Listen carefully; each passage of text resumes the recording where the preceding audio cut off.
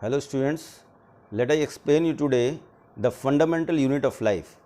This chapter you have already read in 9th standard, though a little advanced form of this chapter is in +1 also. Let us start with the fundamental unit of life. As the fundamental unit of life, we can say that it is cell.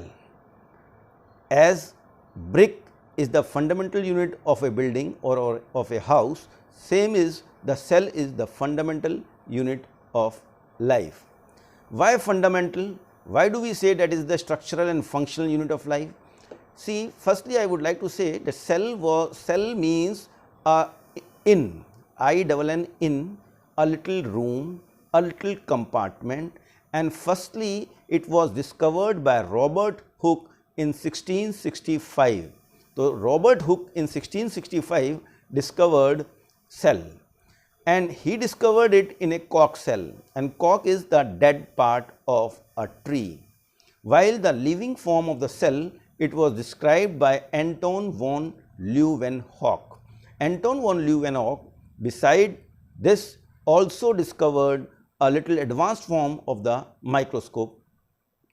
And see, the living organism, all living organism, whether unicellular or multicellular, they all are made up of cells, means little compartments, and it is the coordination of the cells of the body in case of multicellular organisms that we are able to perform the different functions of the body.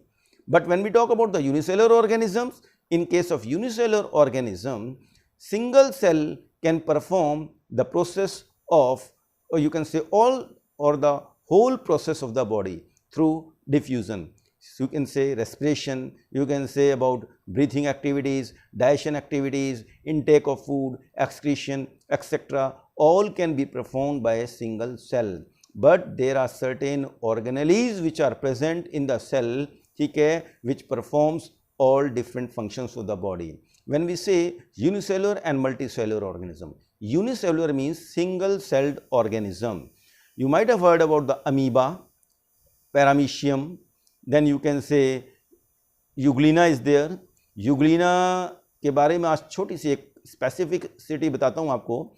Euglena is both, you can say, autotrophic as well as heterotropic in origin. Why autotrophic?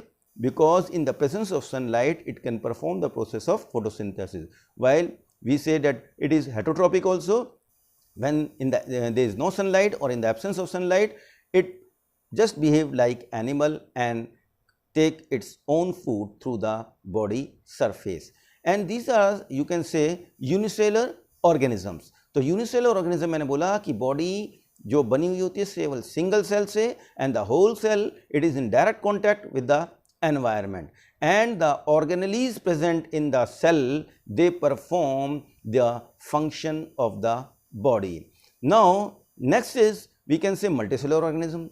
Multicellular organism, जब हम बात करते हैं multicellular organism, it means we are talking about all human beings, different plants or animals. Multicellular means many celled organisms, और हर cell के अपने organelles होते हैं, हर सेल की ऑर्गेनलीज अपने स्पेसिफिक सेल के लिए फंक्शन करते हैं, and it is the coordination of the different cells of the body which perform the whole function of the body. Human being में लगभग बोलते हैं हम 32 बिलियन सेल्स हैं, और ये 32 बिलियन सेल्स कोऑर्डिनेशन में वर्क करते हैं, and they work for, you can say, the whole body.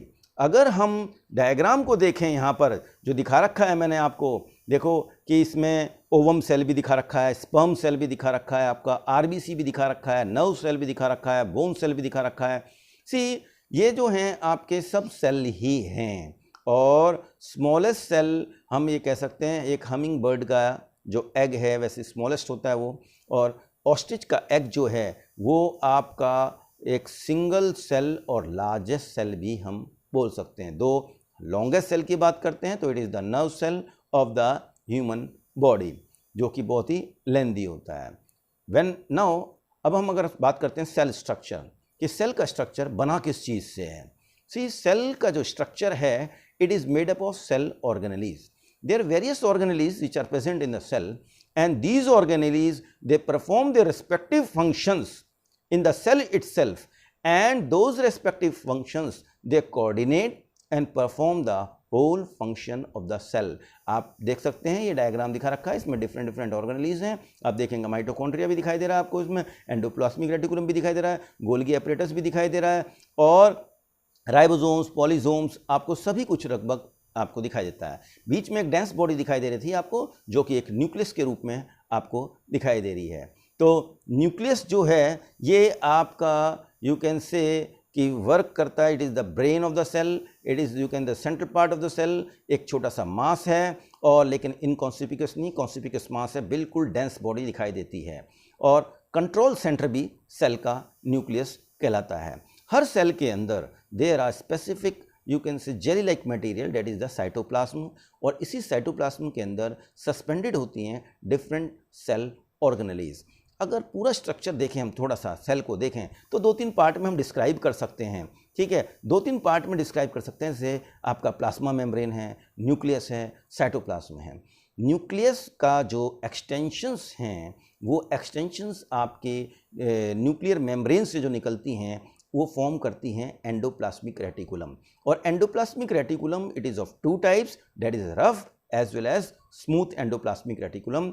ये डिपेंड करता है कि प्रेजेंस और एब्सेंस ऑफ राइबोसोम पे। If ribosomes are present on the surface of the endoplasmic reticulum then it is rough endoplasmic reticulum, and if no ribosome is present on the surface of the endoplasmic reticulum then it is called a smooth endoplasmic reticulum.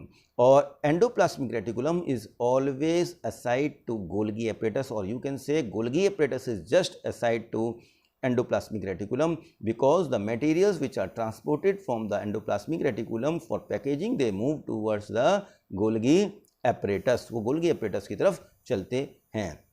अब cell किस चीज़ का बना हुआ है? जैसे मैंने बताया organelles होती हैं, ऐसे ही बहुत सारे, जैसे हम सेल्स देखते हैं, प्लांट सेल है, एनिमल सेल भी है, और फंगस के ऊपर भी है सेल।